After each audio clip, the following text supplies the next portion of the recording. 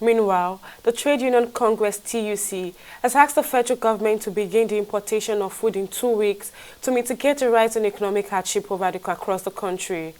The rising cost of living and economic hardship have led to protests in parts of the country. Speaking at a press conference in Abuja on Monday, Festus Osifo, TUC president, said the union's leadership has been closely monitoring the increasing rate of hunger and hardship faced by Nigerian workers and the populace. Osifo said the Congress has identified uncontrolled naira devaluation and insecurity across the country as two major causes of the current economic challenges. He also said efforts are on the way to meet government to review the minimum wage to match the current economic situation in the country.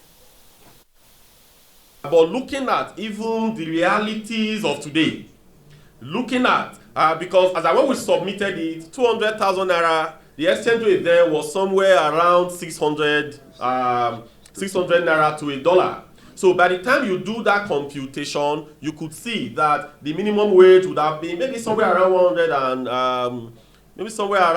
and say about 200 plus dollars, say about $300 per day. That would have been our start point of negotiation.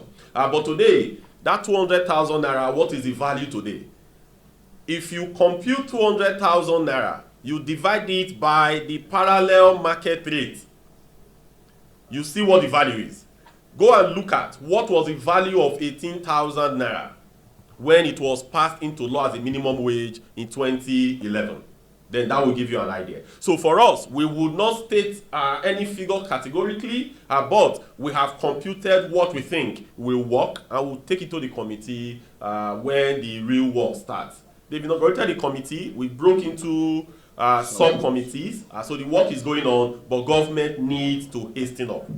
Because if you don't pay the people the living wage, you are not just suffering the workers, you are not just suffering the masses, you are transferring it to companies, you are transferring it to industries and all whatnot. Yet, the economy generally will suffer.